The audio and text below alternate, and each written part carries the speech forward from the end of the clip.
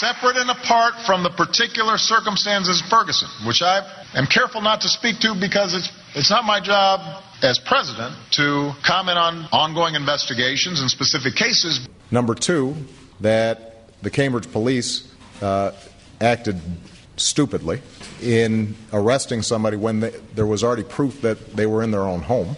And number three, what I think we know separate and apart from this incident is that there is a long history in this country of African Americans and Latinos being stopped by law enforcement disproportionately.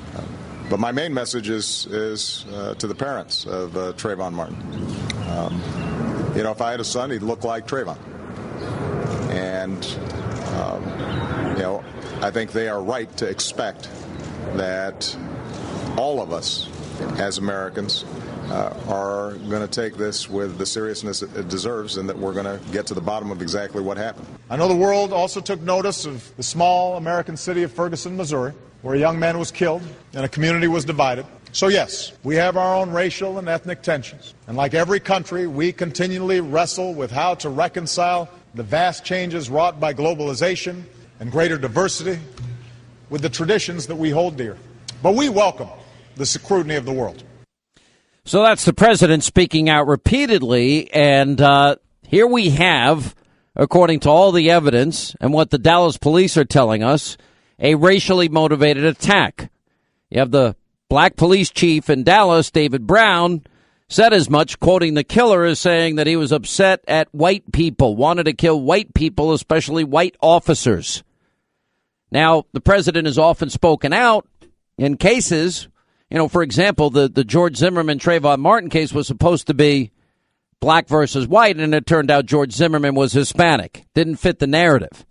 Same thing apparently has happened, I think, in the Minneapolis shooting. The person involved happens to be Hispanic. It really shouldn't matter, but you do know that if it's a case where the killer is white and he guns down a black cop because they're black, the narrative would be absolutely dominant, overwhelming, and the president would lead the way. And he has rushed to judgment on high-profile race cases repeatedly. And he's been a four-time loser repeatedly. He was wrong in the Cambridge police case. He was wrong in the Trayvon Martin case. He was wrong in the Ferguson case. And we keep getting not guilty verdicts in Baltimore as well. What I'm saying here is this. We actually need people to step up and speak out. Meanwhile, you have black-on-black crime. I keep giving the numbers out in a city like Chicago that are astronomical. 3,459 murders since Obama's been president, and thousands more shootings. And yet the president barely says a word about it because it doesn't fit his political narrative, his political agenda. And I'm saying you can't put incidents in which white cops kill blacks in a racial frame all the time, which he does, even when it doesn't apply, like in Ferguson, Missouri. The reason Darren Wilson, the police officer in Ferguson, was acquitted by the grand jury is because of black eyewitnesses that said, yeah, Michael Brown charged him. Michael Brown tried to take his gun. And that ended up exonerating the officer in that case. But you can't put things in a racial frame all of the time, even when it doesn't apply, like Ferguson. And yet when a black kills a white officer and then explicitly admit a murderous rampage that was based on race. And you can't pretend like the racial frame all of a sudden doesn't fit now. And that's what the president and others are doing. I wouldn't say for a moment that there aren't incidents, awful, tragic, horrible, of police abuse of minorities. I'm not saying that. But that's what we have a criminal justice system for.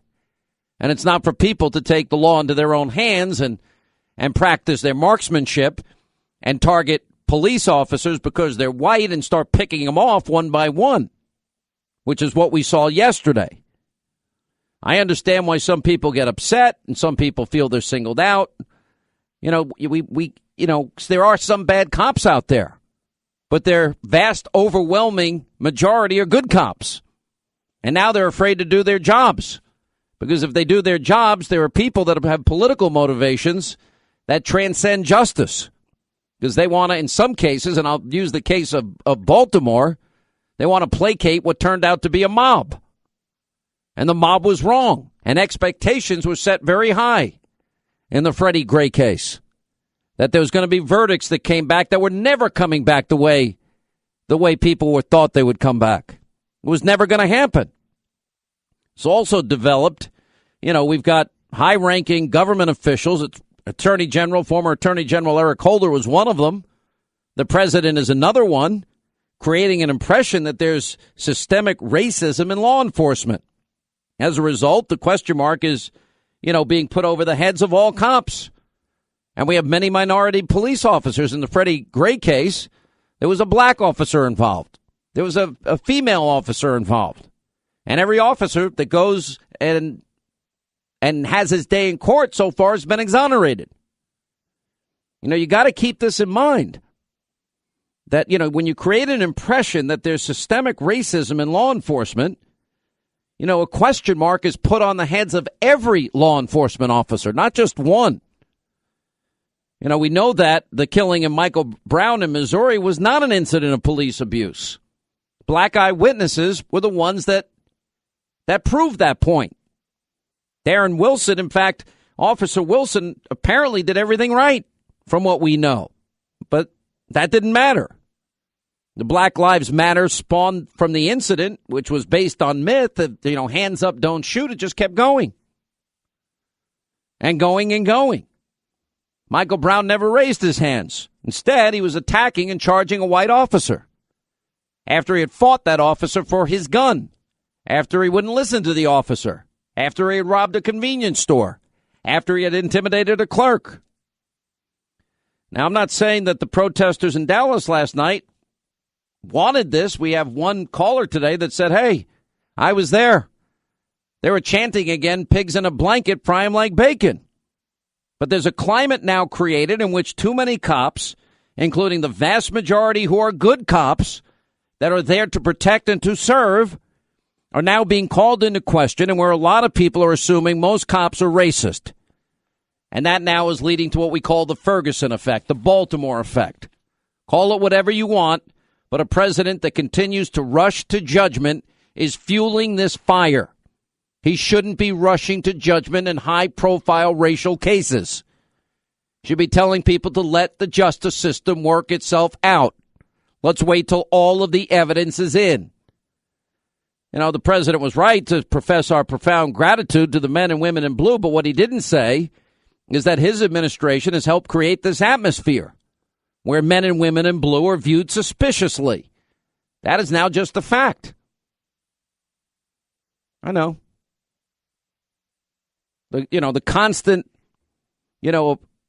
use of every high-profile incident being seen through a racial prism is just particularly wrong, and we're now paying a price. Now, I'll tell you this, the only person responsible for the killing of this Dallas cops are the snipers.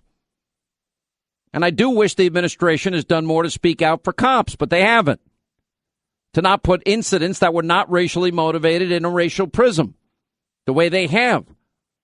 In my experience, the cops I know are great people, have great integrity, outstanding ability.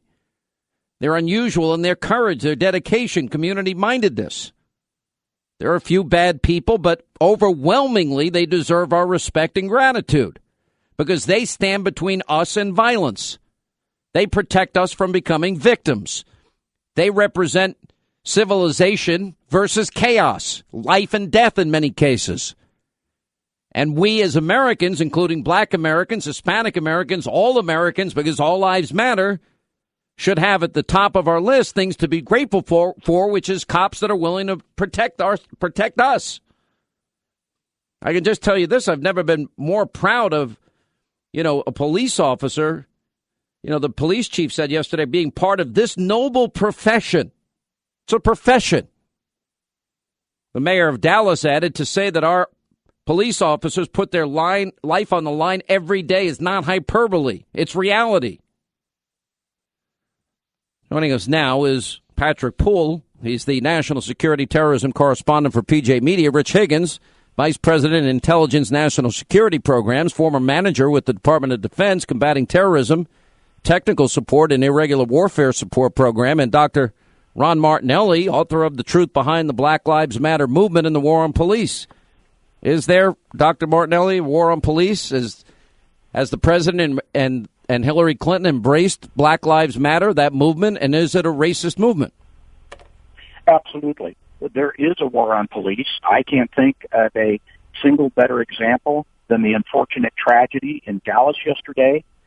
This has absolutely occurred because of the contributions of our President of the United States, former Attorney General Eric Holder, and some of the department administrators, as well as Hillary Clinton and Bernie Sanders, who have absolutely saddled up to this black nationalist, Marxist international movement. People that think that the Black Lives Matter movement is just within the United States are naive and uninformed. We have traced this movement to Cuba, to Northern Ireland, to the Middle East with Hamas. This is a multinational, black national Marxist movement that needs to be stopped. What is your take on this, Patrick Poole, from a national security terrorism standpoint? You look at the comments of Donald Trump, and he talked about this being an attack on our country, and I agree with him. Well, Sean, we certainly see that these ambush attacks on cops are up dramatically this year. A number of media outlets have reported that today. In fact, we saw down in Valdosta, Georgia, an ambush attack. Guy called 911, waited for the officer to arrive, and shot at him. We're seeing these attacks on a recurring basis. Clearly, there's an escalation of this problem, and it seems like the media narrative around the Black Lives Matter is really driving it. I wonder what you thought, Rich, of the Baton Rouge video and then the video in Minnesota. The Minnesota video shocked me for another reason, because it didn't actually have the real shooting in it. But here you have a woman that is, I guess, what was she on, Facebook? Or she was just live tweeting or live Facebook shooting. Meanwhile, her boyfriend is sitting there bleeding with 4 bullets in him. And she's talking like, it's just your average day and your average YouTube video shoot, and she's going to post this, and she doesn't seem the least bit concerned, and she's more concerned about getting the video than helping her boyfriend. I was shocked. I was shocked too, Sean. I think that we have to understand that in the information age, tactical events like that are going to have strategic purpose behind them, and she was there to take advantage of that, feeding it into this meta-narrative that we see President Obama put forward. I think it's important we go back to the fact that race is a wedge issue that's being used by the socialists and neo-Marxists in the Democrat Party. They're building out this popular front that includes Black Lives Matter and other groups like Council of American Islamic Relations, Muslim Students Association. He's shown himself repeatedly to be the revolutionary in chief with his above-the-law Secretary of State. I mean, the real thing that's laying on the floor today is the rule of law in America. And we see the president attacking the military with his transgender agenda. He's attacking the police. He's attacking the First Amendment. He's attacking the Second Amendment. He's attacking. Well, let me ask this, Rich Higgins: what is the danger of trial by video? Now, I did think the Baton Rouge video was particularly disturbing. It seemed like the guy was down. It's not exactly clear. I think if we believe in the presumption of innocence before being proven guilty, I think cops deserve that as much as anybody because they're protecting that right. But I'm worried about trial by video because video doesn't often tell the whole story. Listen, Sean, I have a cousin. He's a police officer up in Massachusetts, and every day he deals with the 2 a.m. traffic stop. You don't know what you're walking into. Look, and you're in the media. It's B-roll, right? Where's the political opportunity in the 20-minute video? You don't see everything. And bear in mind, the goal of this attacker here, it's really important for your audience to understand. The goal of this attacker is to provoke a police overreaction. It's to perhaps inspire a wider movement. And ultimately, it's to split American society. So Donald Trump he's dead right. This isn't a war on cops. This is a war on America, the idea of America.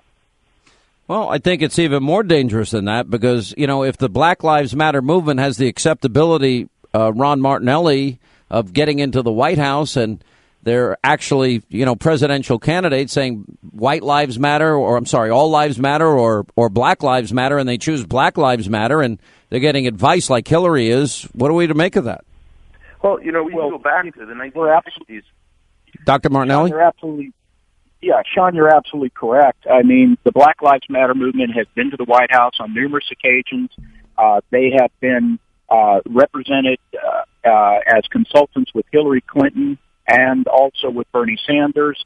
Bernie Sanders and Clinton have both adopted the Black Lives Matter zero law enforcement policy, and that policy is designed to do four things with law enforcement: to disenfranchise them from the American people, to defund law enforcement, to diminish law enforcement, and to dissolve law enforcement. I got to leave it there, but thank you all for being with us. Dan Bongino, Bo Dietl, and Rick Anderson coming up next.